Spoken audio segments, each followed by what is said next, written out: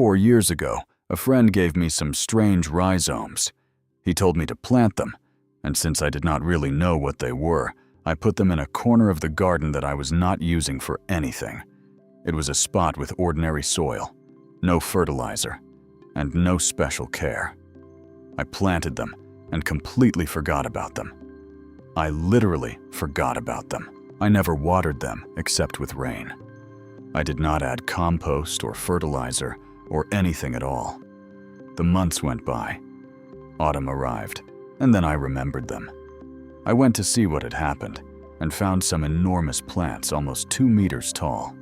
I dug them up carefully, and underneath I found large roots about the size of a sweet potato. I washed them, tasted them, and was amazed. They tasted like apple with honey, sweet, juicy, and crunchy. At that moment, I understood why this plant should be in many more gardens. It is called yacon, and it is probably the easiest plant I have ever grown in my life. The curious thing is that yacon is one of those plants that almost nobody knows outside the Andes. In Peru and Bolivia, it has been eaten for centuries, but in much of Latin America, it is still a little-known crop. And honestly, that makes no sense, because it offers exactly what almost all of us are looking for. It produces a lot of food with very little effort, almost no pests, almost no diseases, and no need for intensive watering. You plant it once and then it seems to take care of itself. Let me explain clearly what yacon is. Its scientific name is Small Anthus sancifolius. It belongs to the Asteraceae family, so it is a distant relative of the sunflower and the artichoke. It comes from the Andes, from areas that range roughly from 1,000 to 3,000 meters in altitude, with a mild climate, cool nights, and sunny days. That is why it adapts very well in many places where there are no extreme winters. What you eat are its tuberous roots. But here is an important detail. The plant produces 2 types of roots. There are the storage roots, which are the big ones that look like sweet potatoes, and there are the rhizomes, which are the parts used to multiply the plant. Many people confuse one with the other and end up eating the rhizomes. That is a mistake. The rhizomes taste bad. They are fibrous, hard, and not pleasant at all. The storage roots, on the other hand, are the ones with that sweet and refreshing flavor. That happened to me the first time. I pulled everything out, washed everything, and tasted one horrible rhizome. I almost thought I had been given a useless plant. Then I saw a Peruvian farmer explaining that the edible roots were different, the thick ones hanging downward. Those are the good ones. Now, let us talk about why this should interest you. First, because of the flavor. It is sweet, quite sweet, but in a different way. It does not taste like table sugar. It is like biting into a mix of apple, pear, and a very soft touch of melon. And it is also crunchy, very crunchy. I like to eat it raw, peeled, and cut into sticks, like carrot sticks, but sweet. My children eat it as if it were candy. What is interesting is that this sweetness does not come from regular sugar. It comes from compounds called fructooligosaccharides, or FOS. These are chains of fructose that the body does not digest the same way as normal sugar. They reach the large intestine, and there they feed beneficial bacteria. In other words, yacon acts as a natural prebiotic. That is one of the reasons why yacon has attracted so much interest. It is not just a pleasant tuber to eat. It also has a very particular nutritional profile. There is serious research, especially in Peru and Japan, that has studied its effect on the intestinal microbiota, glucose metabolism, and the diet of people with type 2 diabetes. I am not saying it is a miracle cure, because it is not. But it is a food with very interesting properties, especially for people looking for something sweet, that does not have the same impact as other sugary products. It also has very few usable calories. A root weighing about 200 grams may provide around 60 calories, while the same amount of sweet potato provides much more. And even so, yacon still feels sweet. That is why when you taste it, it almost feels like cheating. It tastes good, it fills you up, it refreshes you, and at the same time it feels light. But what truly changed the way I saw this plant was not only its flavor or its nutritional value, but how easy it is to grow. Honestly, if you have grown potatoes, this is much easier. Potatoes require attention because of pests, fungi, and excess moisture. Yacon, by comparison, is a very grateful plant. I planted it, left it alone for months, and got a harvest close to 15 kilos from a very small space. And all of that without spending almost any time on it. A plant that is planted and forgotten, and at the end of the cycle gives back food in abundance. For a family garden, that is worth a lot. Let me tell you how it is planted. What you need are the rhizomes, the parts that are not eaten. They look a bit like ginger. They are knobby, compact, and have visible buds. Those buds produce the shoots. They are planted in spring, once there is no longer any risk of frost. You dig a hole about 20 centimeters deep, place the rhizome, cover it with soil, and that is it. If the soil is reasonably good, there is no need to fertilize too much. If the soil is poor, you can add a little mature compost, but do not overdo it. Too much nitrogen makes the plant produce too many leaves and fewer roots. Here, balance is better than excess. Space is important though. Leave at least 1 meter between plants. I prefer 1.5 meters because yacon grows a lot. It can easily reach between 1.8 and 2 meters tall. It has large, green, attractive leaves. It even looks like an ornamental plant. If you want a green screen in the garden, yacon also works for that, with the advantage that in the end, you can eat it. During summer, it does not need too much water. It tolerates moderate drought well. Of course, if there is extreme heat and you see the plant starting to decline, it is a good idea to water it. But compared with tomatoes, cucumbers, or squash, its water consumption is much lower. In my case, watering once a week in summer is usually enough, and in spring or autumn, many times the rain does the rest. As for pests, my experience has been excellent. Hardly anything attacks it. Once I saw a little aphid activity on the tender leaves at the start of the season, but it disappeared on its own. I did not apply potassium soap, insecticides, or homemade remedies. It simply went away. Maybe ladybugs or some natural predator arrived. The point is that I have never had to treat yacon with anything. No chemical products, no organic treatments, nothing. When autumn arrives, the plant begins to change. The leaves turn yellow, then drite, and that is normal. At that moment, the plant is sending energy to the roots.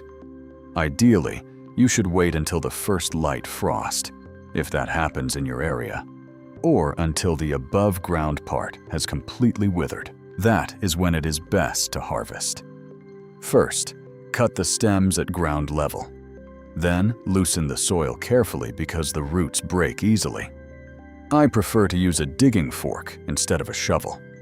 I loosen the soil around the plant until it comes out whole, and then the two parts appear. The rhizomes attach to the base of the stem, and the tuberous roots hanging below. The rhizomes are set aside for replanting, and the roots are kept for eating. That harvest moment is always impressive, because the plant gives back much more than one imagines. There is another important detail. Many people recommend leaving the roots for 1 or 2 days in the sun or in an airy place so that they become sweeter. With resting, part of their compounds changes and the flavor becomes even more pleasant. I usually leave them for a couple of days in a wooden box in a place with good ventilation, and then I move them to a cool, dark place. That said, I learned something the hard way. It is not a good idea to wash them all right at harvest if you plan to store them. If you store them damp, they can rot. The first year I made that mistake, I washed the entire harvest, stored it clean in boxes, and before long, I had lost a good part of it. Now I store them with a bit of soil still attached, and wash them only before eating them. Since then, I have had almost no losses. The rhizomes also need to be stored properly. I keep them in a barely moist substrate, such as peat or sawdust, in a cool place, but without frost. That way they stay in good condition until the following spring. And that is important because a single plant can produce many rhizomes. Sometimes one plant produces between 10 and 20. That means that one year you plant one, and the next year you can have many more. And in a short time, you end up with more yacon than your family can consume. Speaking of yields, a well-grown plant can produce between 5 and 10 kilos of edible roots. Everything depends on the soil, the water, and the climate. In my case, the average is around 7 kilos per plant. With just a few plants, a family can have enough production for several months. And how do you eat it?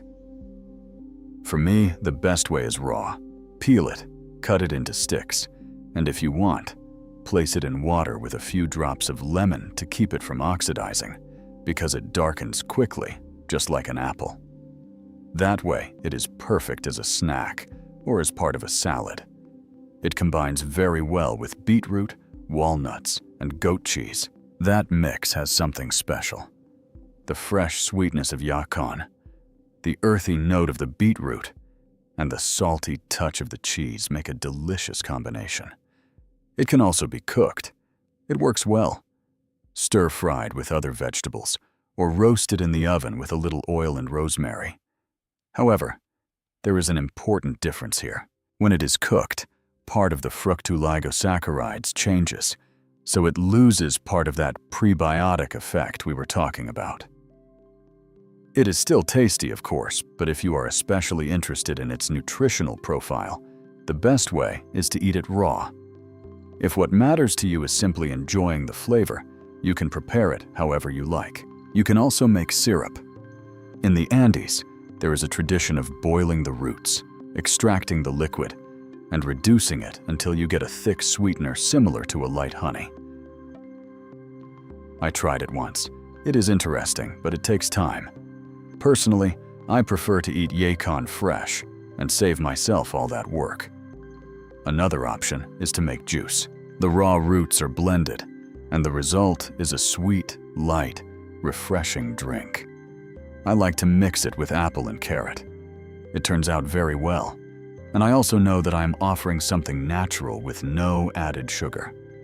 That said, there is one important warning. If you have never eaten yacon, it is best to start with a small amount. Because it contains a lot of fructooligosaccharides, it can cause gas or bloating if your intestine is not used to it. The best thing is to try a small portion first, around 50 grams, and then increase little by little. The first time, I got so excited by the taste that I ate too much. I learned my lesson that same night. And here comes the big question. If it is so good, why does almost nobody grow it? I think there are several reasons. The first is lack of awareness. Outside the Andean regions, many people simply do not know what it is. If the public does not know it, they do not ask for it. And if they do not ask for it, almost nobody produces it on a large scale. The second reason is that the roots are delicate. They bruise easily during transport. They are not like potatoes, which handle commercial movement much better. Yacon requires more care, and that complicates distribution.